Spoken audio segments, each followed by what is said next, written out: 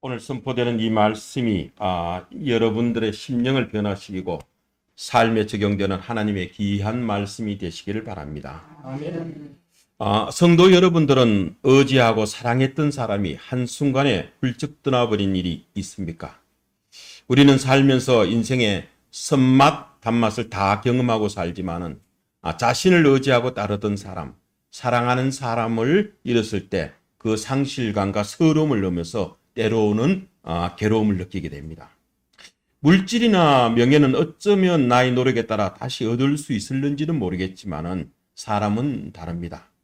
내가 아무리 발부둥 쳐도 한 번 떠난 사람의 마음을 되돌리거나 붙잡기는 어렵기 때문입니다.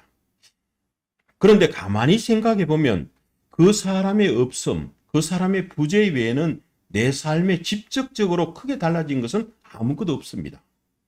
그럼에도 그 사람의 부재가 불러오는 파급 효과는 실로 큽니다. 특히 그 사람이 나를 매몰차게 떠났거나 배신했을 때 그것은 나의 큰 상처로 다가갈 뿐만 아니라 그 상처는 쉽사리 아무러들지 않습니다. 오늘 본문의 예수님도 아마 이러한 심정이었을 겁니다. 예수님의 이적과 기사와 여러 가르침에 감탄하며 따르던 많은 제자들이 얼마 전까지는 오병이어의 큰 기적을 체험하고 예수님을 억지로 임금으로 세우려던 그들이 우리 주님께서 영생을 위해서는 인자의 살을 먹고 피를 마셔야 한다라고 가르치자 많은 제자들이 떠났다고 합니다.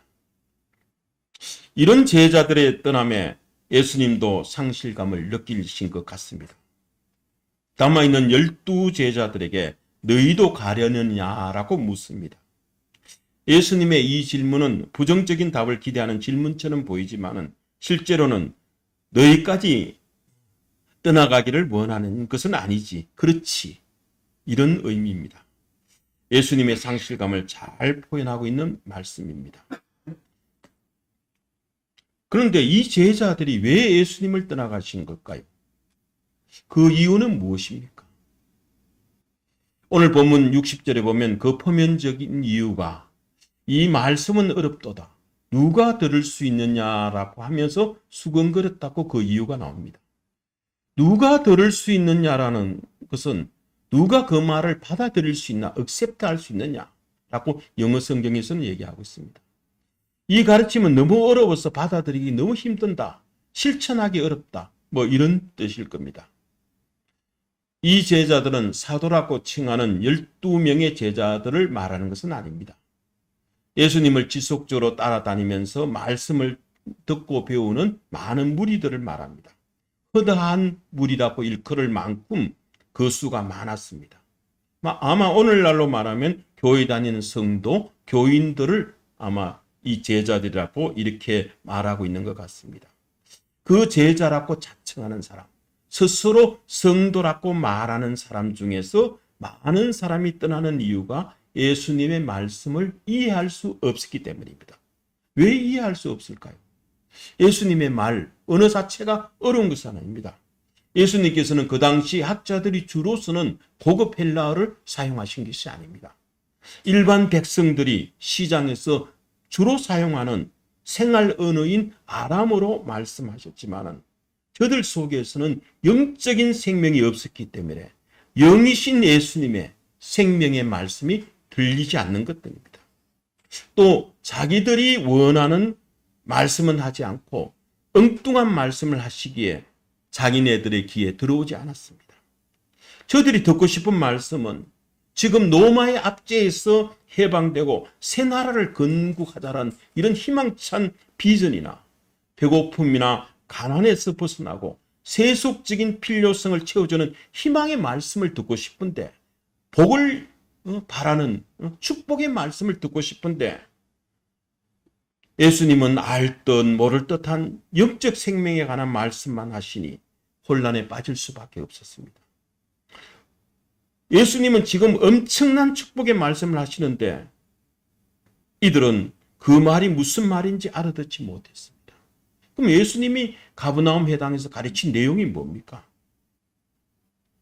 성경 말씀을 좀 쉽게 풀어보면 누구든지 나를 믿는 사람은 참된 생명, 영원한 생명을 얻는다. 나는 생명의 떡이란다.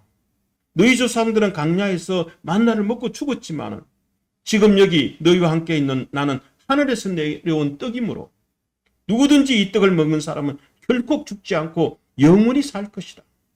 내가 세상에 줄 떡, 세상으로 하여금 먹고 살게 할 떡은 나 자신 곧 내 살과 피란다.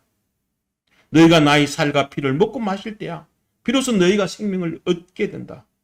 너희는 내 살을 먹고 내 피를 마심으로써 내 안에 들어오고 나도 너희 안에 들어갈 수 있다. 온전히 살아계신 하나님 아버지께서 나를 이 세상에 보내셨는데 내가 하나님으로 말미암아 사는 것 같이 나를 먹는 너희들도 나로 말미암아 살 것이다. 나는 하늘에서 내려온 떡이므로 너희 조상들이 먹고 죽은 만나와 같이 아니에요. 누구든지 이 떡을 먹는 사람들은 영원히 살 것이라는 이런 가르침을 했었습니다. 이 말이 어려운 말이었을까요? 예수님은 하나님의 아들 그리스도임을 믿는 믿음과 그리스도와 연합하는 것을 지금 말씀하고 있는데 이 사람들은 어렵다고 얘기를 합니다. 그러나 이 가르침의 의미를 제대로 이해할 수 없던 제자들은 서로 수근거리면서 말했습니다.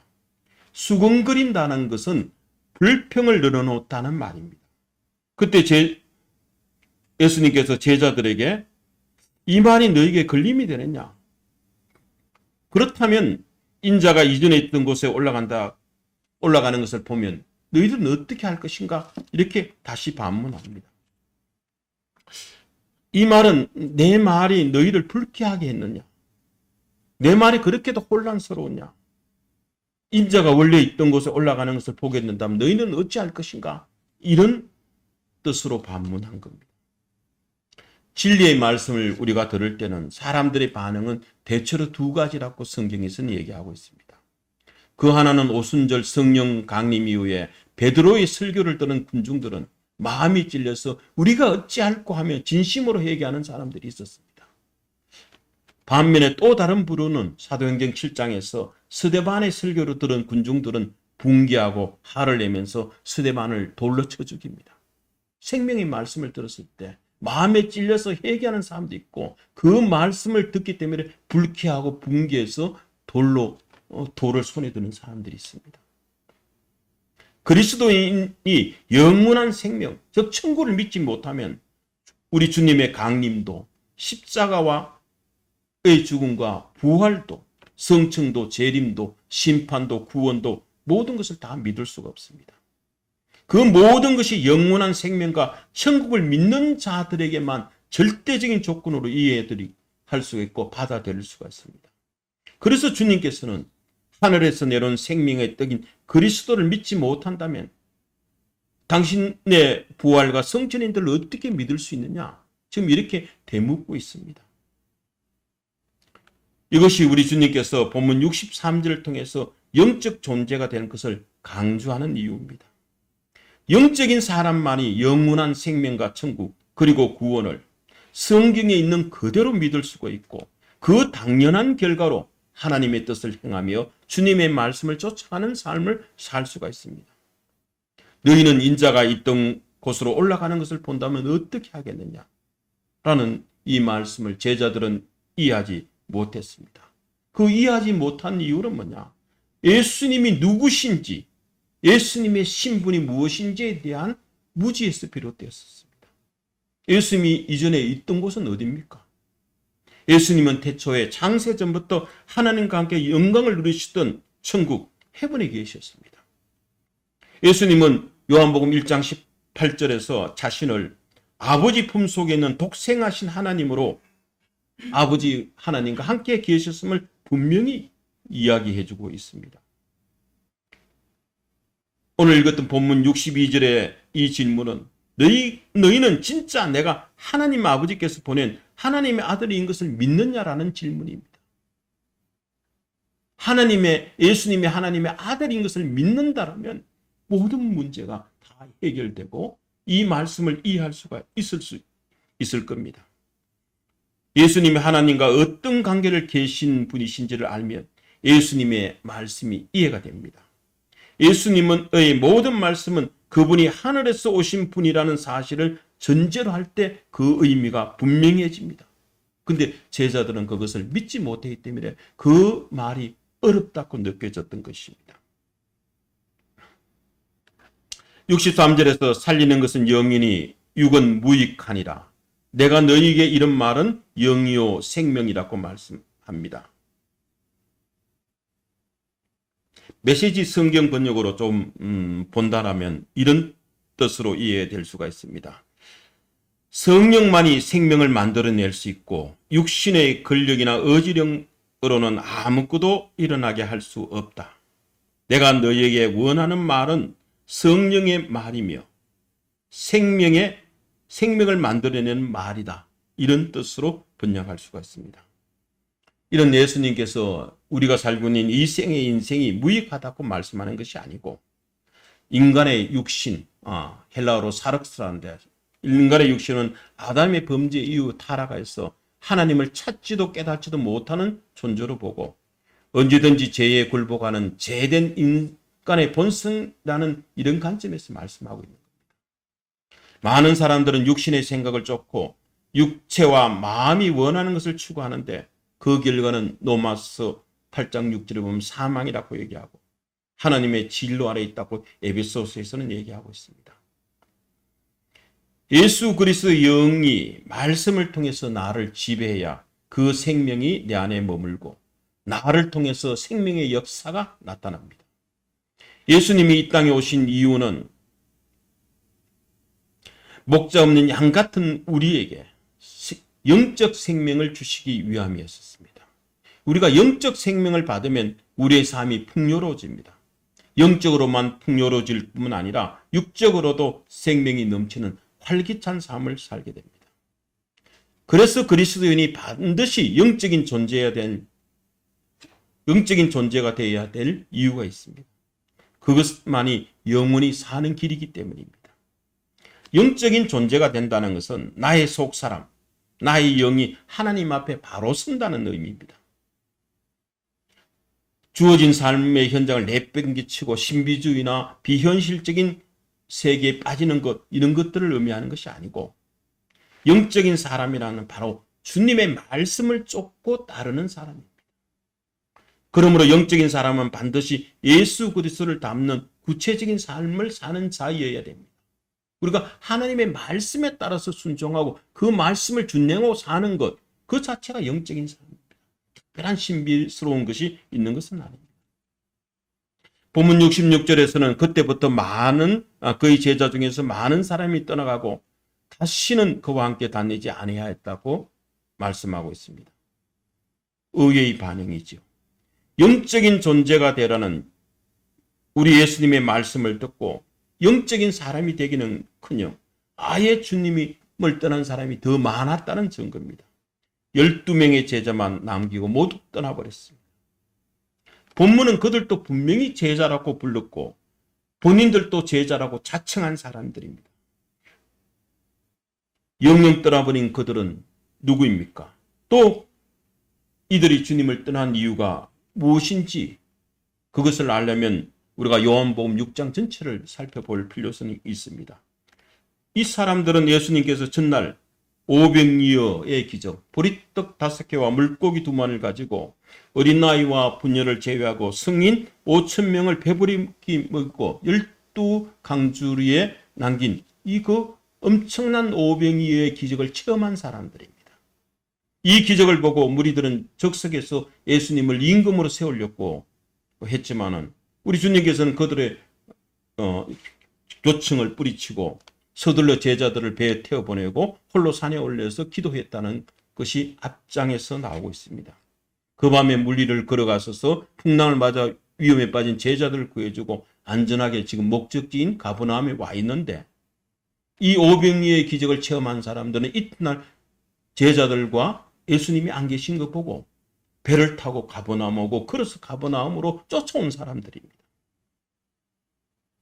이 사람들을 주님께서 해당해서 모시고 지금 하나님 아버지의 뜻과 영원한 생명에 대해서 가르치고 있는데 이들은 주님의 말씀이 끝나기도 무섭게 주님을 떠나버리고 다시는 돌아오지 않았습니다. 주님을 그렇게 쫓아다닌 사람들, 배를 타고 걸어서 주님을 쫓아온 사람들이 주님의 지금 현재 이 말씀만 듣고 생명의 말씀을 듣고 자기네들이 원하는 말이 아니고 생명의 말씀을 듣고 떠나버렸습니다. 이들이 산을 넘고 바다를 건너서 주님을 찾아왔던 그들이 왜 이렇게 미련 없이 주님을 떠났을까요? 그들은 주님이 누구인지를 알고 찾아온 것이 아니라 그들은 단지 예수님의 기적을 행하신 주님의 그 능력을 이용해서 자신들의 욕망을 채우기 위한 사람들이었습니다. 이런 그들에게 아버지의 뜻이니 내 살이니 내 피니 영원한 생명이니 하는 말은 그야말로 이해할 수 없는 황당무계한 이야기였을 겁니다. 이런 알 수 없는 이야기만 늘어놓는 예수님은 그들이 기대하는 분이 아니었기 때문입니다. 그들이 사람을 잘못 본 겁니다. 그래서 그들은 주님을 떠난 후 다시는 돌아오지 않았다는 것, 당연한 일인지 모르겠습니다. 수많은 사람들이 주님께 몰려옵니다. 그들은 모두 자칭 주님의 제자들이었습니다. 그렇게 해서 모든 사람들이 다 참다운 제자는 아닙니다. 때로는 자기 허상에 빠져서 주님을 따르다가 또 다른 허상을 쫓아서 주님을 떠나버리는 이런 사람들이 대부분이었을 겁니다. 65절에서 이르시되 그러므로 전에 너희에게 말하기를 내 아버지께서 오게 하여 주시지 아니하시면 누구든지 내게 올 수 없노라고 주님은 다시 선언하십니다. 이 말씀은 요한복음 6장 37과 44절에서 이미 하신 말씀을 또 한 번 더 반복해서 말씀합니다. 반복해서 말씀한다는 것은 굉장히 중요하다는 말입니다.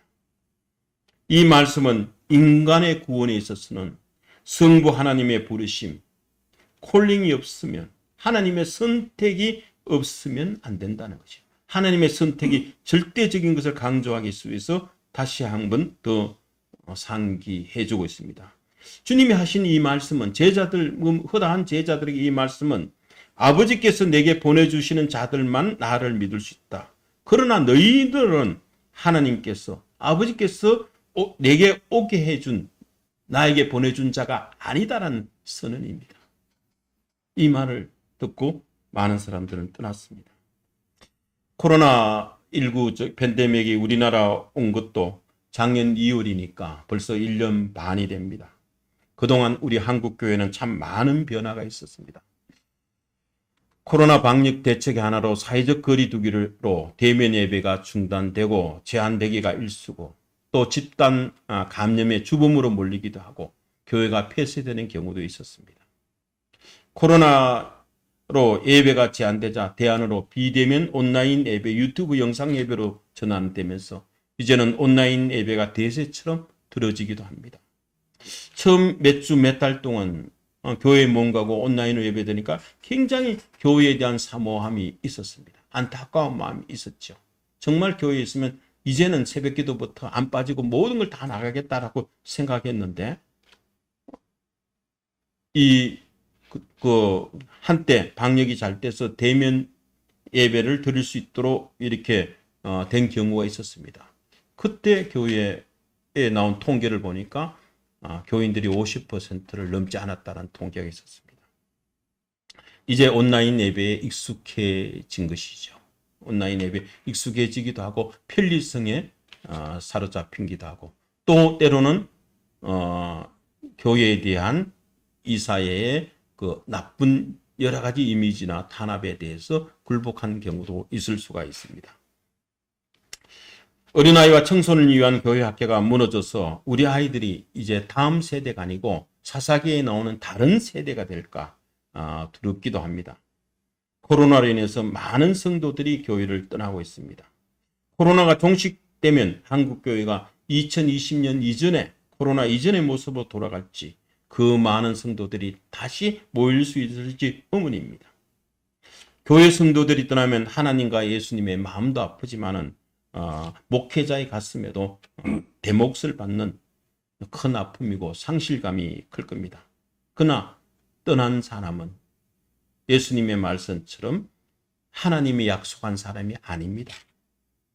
65절에서 예수님께서 분명히 말씀하십니다. 하나님이 약속하신 대상이 아니라면, 하나님이 내게 허락한 사람이 아니라면 언제나 떠나갈 수 있다고 말씀하고 있습니다. 이제 사람이 떠나가는 아픔을 경험할 때 절대로 나 자신의 문제, 너와 나의 문제로만 국한시켜 생각하지 않기를 바랍니다. 거기에는 하나님이 주시는 복이 있고 우리를 사용하시고자 하는 하나님의 섭리가 진행되고 있습니다. 사건을 섭리처럼 생각하시기 바랍니다. 그러므로 만약에 그런 상황이 온다면 하나님의 영광의 도구로 쓰임을 받고 많은 사람을 구원하기 위한 위대한 섭리 속에 들어가기 위해 하나님의 도우심을 구하는 여러분들이 되시기 바랍니다. 하나님의 도우심으로 상실한 사랑의 아픔을 극복할 수 있기를 바랍니다. 한때 우리나라에서 많은 사람이 읽혀졌던 카일 아이들먼이 쓴 팬인가 제자인가라는 책이 있었습니다. 매주 팬같이 많은 성도들이 예배당에서 우르르 몰려와서 예수님을 응원하고 예배를 공연처럼 관람했지만 그분의 진리를 따른 사람은 별로 없었다고 그 책에서 얘기하고 있습니다. 오늘날 우리 교회에도 스스로 그리스도인이라고 말하지만 정작 예수님을 따르는 제자가 될 생각이 없는 팬 같은 사람들이 많습니다. 이 사람들은 예수님의 말씀이 이해하지 못하고 어려운 말이라고 생각하면 또 자기네들이 바라는 주님의 상이 아니라면 언제든지 떠나갈 수가 있습니다. 그 떠나는 상실에 대한 아픔을 너무 크게 갖지 말고 우리한테 맡겨주던 알곡들, 정말 하나님의 참된 제자들을 추스리시기 바랍니다. 2000년 전 가버나움에서 많은 제자들의 무리가 떠난 후에 주님은 남은 12명의 제자들에게 이렇게 물어봅니다. 너희도 가려느냐? 이렇게 물었을 때 베드로가 대답합니다. 주여, 영생의 말씀이 주께 있사오니 우리가 누구에게로 가오리까? 라고 고백합니다. 베드로와 사도들은 예수님이 하나님의 거룩한 자, 곧 하나님의 아들 그리스도임을 믿고 알았습니다. 믿어야 알게 되는 겁니다. 우리가 알고 믿는 게 아닙니다. 순수가 그렇죠. 믿고 알았다고 얘기합니다. 신앙은 계산이 아닙니다. 소위 주판을 튕기거나 계산기를 두드리는 것이 아닙니다. 절대적인 믿음과 신뢰를 바탕으로 해야 됩니다. 그러면 하나님의 은혜로 우리를 불러주시고 우리를 예수님께 오게 해주실 것입니다. 이제 오늘의 말씀을 마무리하겠습니다. 육신을 따르는 자는 육신의 일을, 영을 따르는 자는 영의 일을 생각하나니 육신의 생각은 사망이요 영의 생각은 생명과 평안이라고 로마서 8장 5절과 6절에서 말씀하고 있습니다. 예수님께서 또 살리는 것은 영이라고 말씀하셨습니다. 죄를 이기게 하고 악을 버리고 선을 택하며 하나님의 뜻에 순종할 수 있게 하는 능력은 오직 성령님의 능력, 영의 능력입니다. 우리는 성령님의 능력을 통해서 영적인 생명력을 회복해야 됩니다. 영적인 생명력을 회복하기 위해서는 하나님의 말씀을 바로 하는 겁니다. 주여, 영생의 말씀이 주께 있사오니 우리가 누구에게로 가오리까? 라고 외치는 베드로와 사도들의 고백이 오늘 저와 여러분들의 고백이 되기를 바랍니다. 한 주간도 코로나를 잘 이겨내시고 늘 건강하시며 말씀과 기도, 성령의 도우심을 구하는 우리 성도 여러분들이 다 되시기를 축원드립니다. 아멘.